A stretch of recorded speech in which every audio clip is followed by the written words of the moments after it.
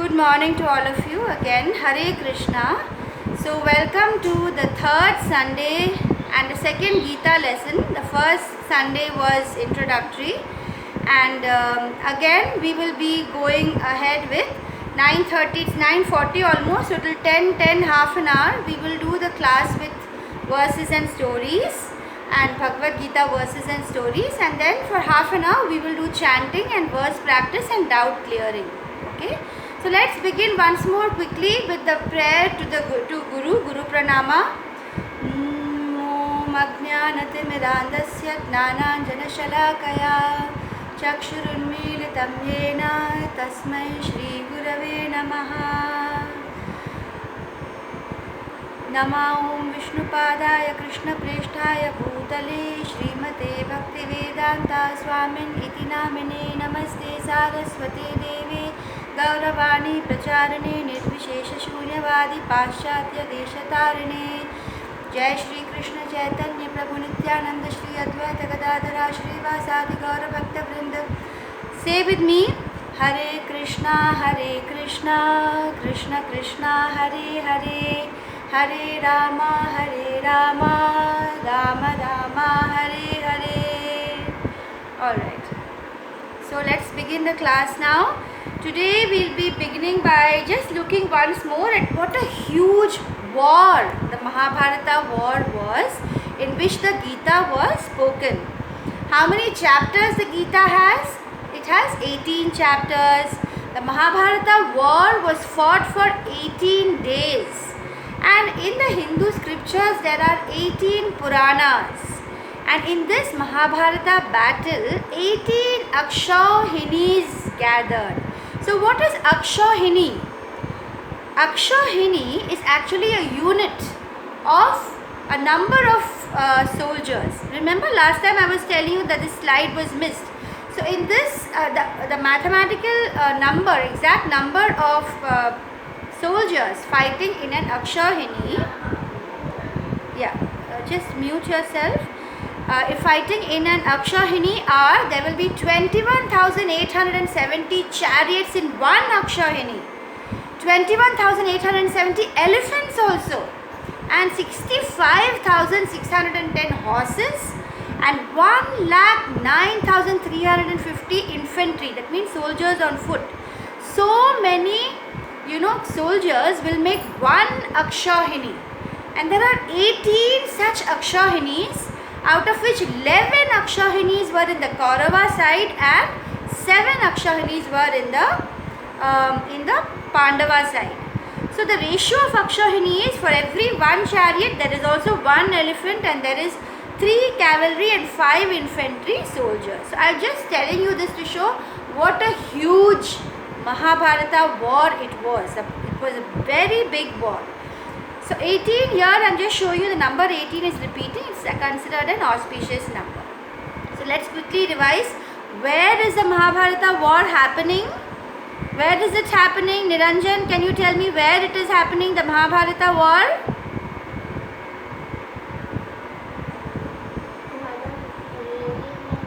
You don't remember? Niranjana, you remember where the Mahabharata war is happening?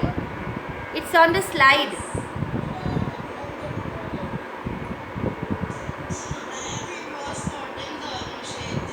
In Dharmakshetra, Kurukshetra. Correct. It was, the name of the place is Kurukshetra. It is called Dharmakshetra because there usually anything that happens, the righteous will win. Those who are on the right will win. And let's look today, before we continue with the chapter 1, what are the 5 main topics of the Bhagavad-Gita. First of all, Bhagavad-Gita talks to us about who is Ishvara, that is, who is the Supreme Personality of Godhead, and the name of the Supreme Personality of Godhead is Krishna. So we talk about Ishvara, we talk about Jiva. Jiva means there is a soul inside all of our bodies. So what Krishna says is, if we understand that this soul is the only permanent thing, this Jivatma and Ishvara are the only eternal things, everything else is impermanent. Everything else is impermanent. It will all die or it will change. So the soul, understanding the Jiva is very important. Okay? So the Gita talks about Ishvara, it talks about Jiva, the soul within every body. It talks about Prakriti. You know Prakriti? Prakriti means nature. Prakriti is the nature. We will learn a lot about Prakriti also, about the three gunas of Prakriti or the three modes of nature. We will learn about that in the Gita.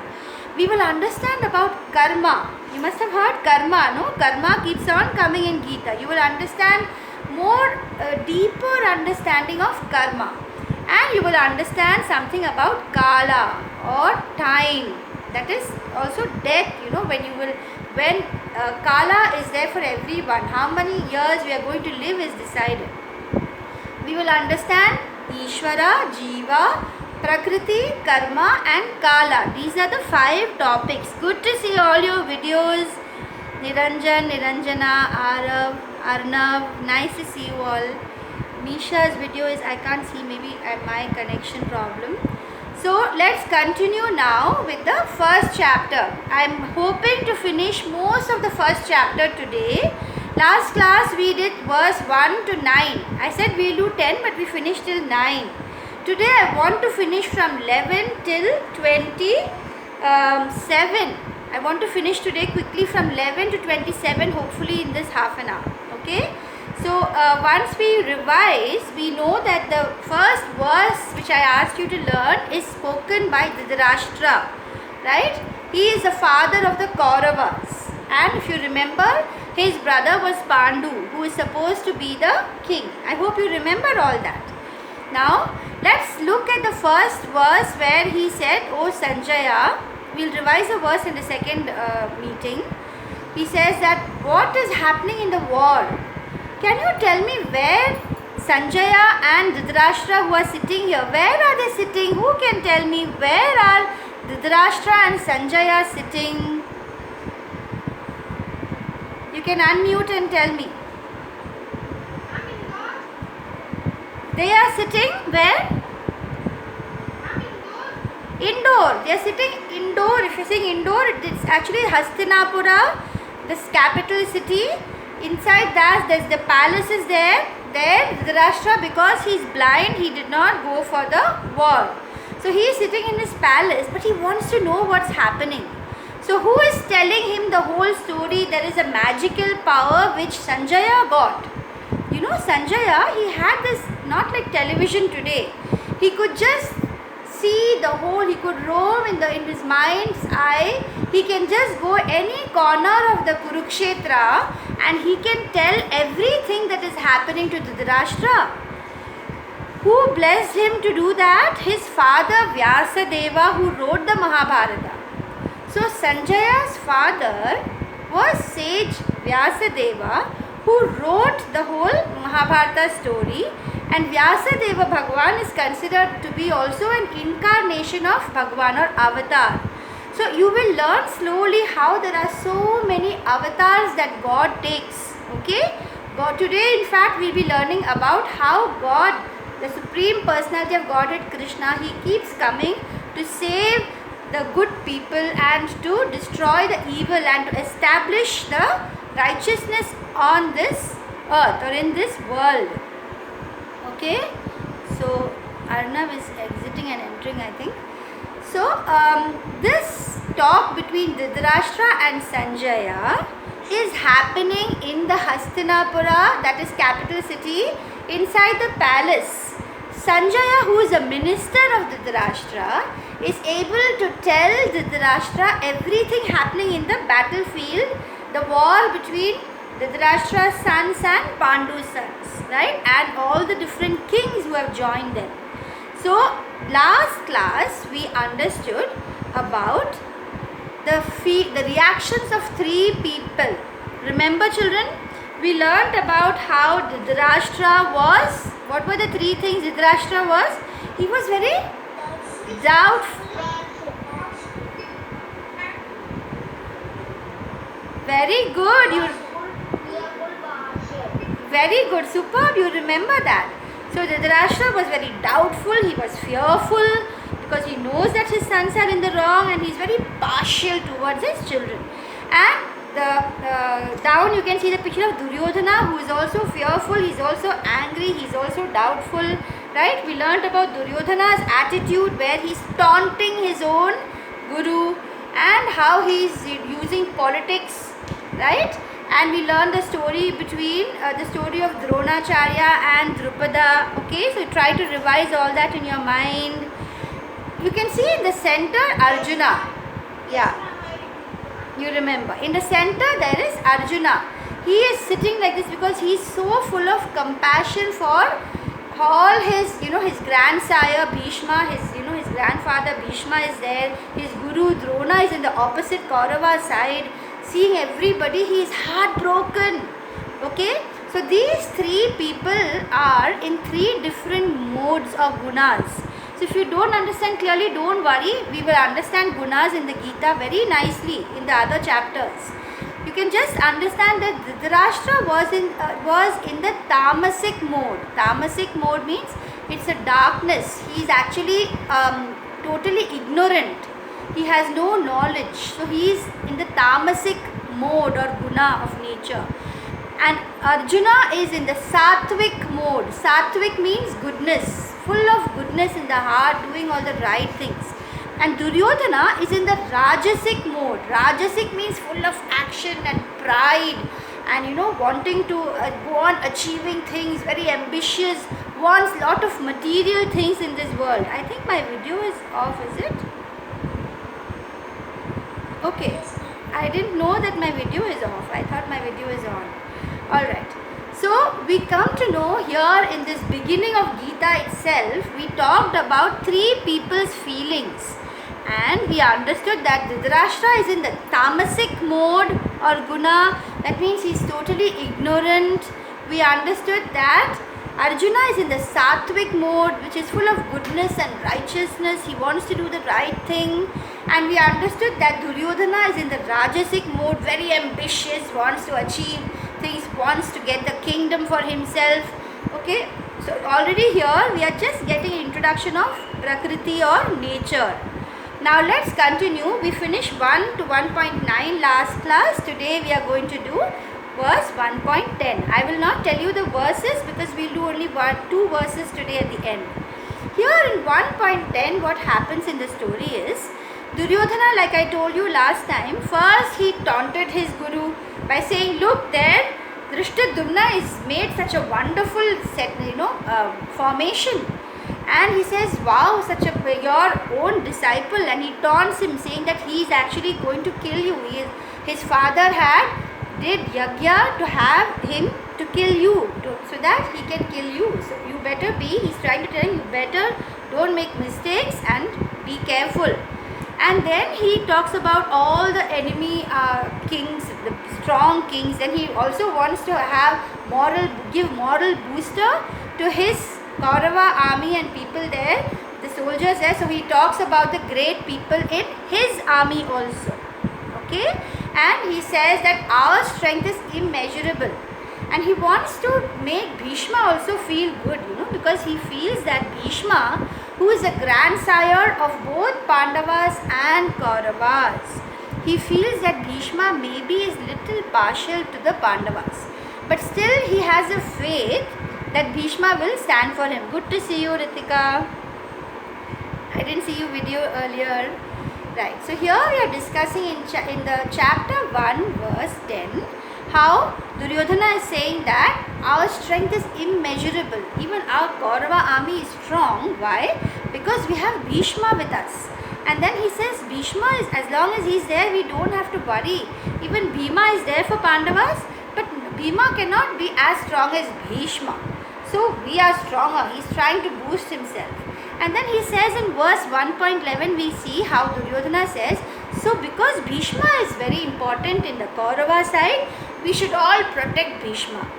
So Bhishma, what he does, when he sees that Duryodhana is getting so, concerned, he's trying to boost everyone, he's so anxious, he's so afraid, he wants to make Duryodhana feel alright. So what Bhishma does? He takes his conch shell. He is a great grandsire of the Kuru dynasty. he takes his conch shell and he blows his conch shell loudly, like the sound of a lion. Suddenly Duryodhana's heart was filled with joy. He felt, yes, Bhishma is on our side. I don't have anything to worry. But actually Bhishma, he blows the conch for many different reasons. You can see in this slide that Bhishma, he could understand the heart of Duryodhana. So he feels compassion for Duryodhana also, because Duryodhana is also his grandson. Although he has evil intentions, he is doing all the wrong things, still he has compassion for Duryodhana. And he wants to cheer Duryodhana, who is so worried. Protect Bhishma, protect, so many things he is going on talking, he is so concerned, so he wants to cheer Duryodhana up, because he is fighting from the Kaurava side. Then there is also one more thing.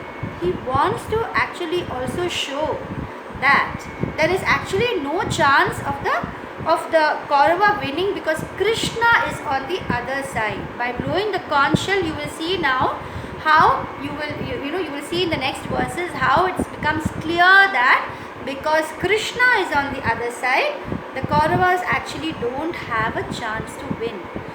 Yet he also is blowing the conch shell for the fourth reason, to assure Duryodhana that don't worry. Although whatever different reasons are there, I will fight my best by being on your side. So he's trying to make Duryodhana feel alright. Now let's look at verse, we finished 11 and 12. Now in chapter 1 verse 13 and 14, after Bhishma will blow the conch shell, all the different bugles, trumpets, drums, horns, everything in the battlefield, they all start making the combined sound which was tumultuous. Huge sound was there. And on the other side, both Krishna and Arjuna, they were having a great chariot. The chariot is very special. It was actually gifted by Surya Dev. It was gifted to Arjuna by the sun god himself, and it had a very special property. It could just conquer all directions. It's a very magical chariot, and it had white horses. And very special important thing, children, you need to remember is the conch shells blown by Krishna and Arjuna, they are not normal conch shells. They are transcendental. I want you to understand this word, transcendental. Transcendental means divine, not material, very unique and special. That is called transcendental. So as soon as the transcendental conches were blown, let's see what happens in verse 15. Lord Krishna blew his conch shell. The name of his conch shell was Panchajanya. Arjuna's conch shell's name was Arjuna's conch shell's name was Devadatta. Bhima, also one of the Pandava brothers, his conch shell's name was Pandram. And we come to know in verse 16 and 18, 16, 17 and 18 that King Yudhishthira also blew his conch shell, Nakula, Sahadeva, all the Pandavas, they all blew their conch shells. And you know what, how it sounds? Listen to this verse 1.19. The blowing of these different conch shells, conches, shank, become uproarious, vibrating in the sky and the earth. Can you imagine? The whole earth appears to be shattering, and it, along with that shatter, the hearts of the sons of Dhritarashtra. The Kauravas, they suddenly felt afraid, because these conch shells have divine sound, and they are creating fear in the hearts of the Kauravas, because they actually know that they are not right.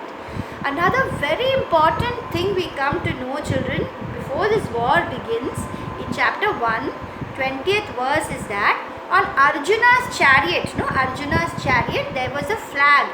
On the flag there was Hanuman. Hanuman is there on the flag. So here I want to tell you today's story. Are you all ready to listen to today's story? Okay. So today's story is, we're going to talk about two sons of the wind god. Actually, Bhima is also the son of wind god Pavan Putra. Pavan is the lord of wind. There's another story why he is a wind god, that we'll do another day. And there are only 10 minutes left.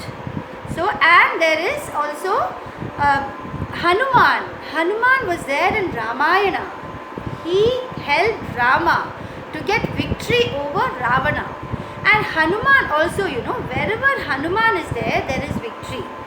He will always stand where Vishnu is there, where righteousness is there, whether it is Rama, whether it is Krishna, he is on their side to ensure the victory. The story is once, Bhima had gone to bring some flowers for Draupadi, who wanted some special flowers.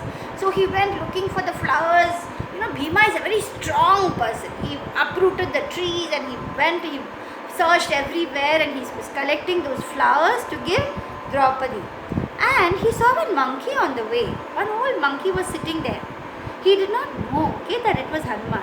He went to that, he saw the tail. He said the tail is coming on his way when he is going to get the flowers. He tried to remove the tail and he said, "Oh monkey, move your tail." So he was not being respectful. He didn't know that it's a special monkey, that it is Lord Hanuman.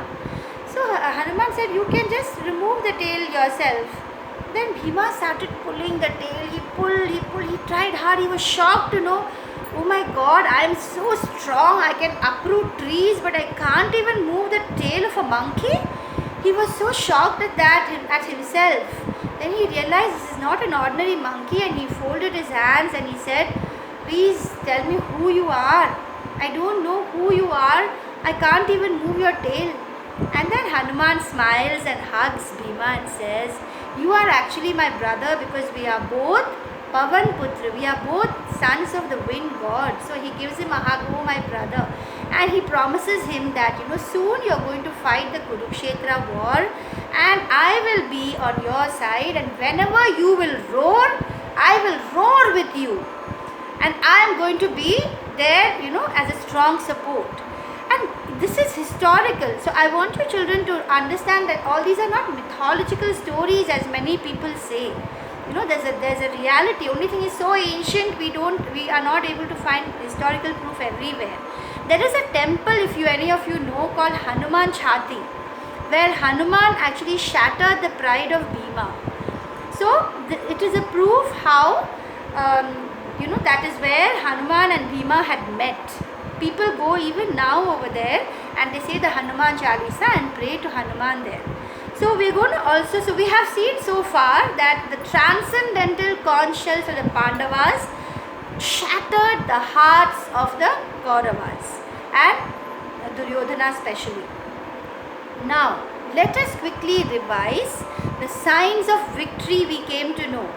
From these shlokas we know that why the victory is on Arjuna's side. One is, just now I told you about the transcendental conch shells, the divine conch shells sound before the war was a proof that they are going to win. The second is Krishna's presence. Remember last class also, the first class I had told you how Sanjaya says in the last verse of Bhagavad-Gita that wherever there is Krishna and a person, a devotee like Arjuna, victory is sure. So that is a second reason and sign of victory for the Pandavas, or for Arjuna and the Pandavas. Third is Hanuman. The third reason why Pandavas will win, the sign that comes in the beginning of the war, is Hanuman is there for Arjuna on his flag.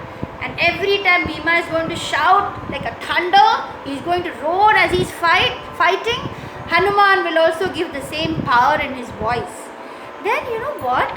Krishna is actually Lord Vishnu. He is the supreme personality of Godhead. And wherever he is there, Lakshmi Devi, who is his wife, will also automatically be there. So that is what. Yes. Yes. Yes, Krishna is an avatar of Vishnu, and so Lord Krishna actually comes in Purnavatar. That means he actually comes in his whole form. His complete energies. He comes fully there during the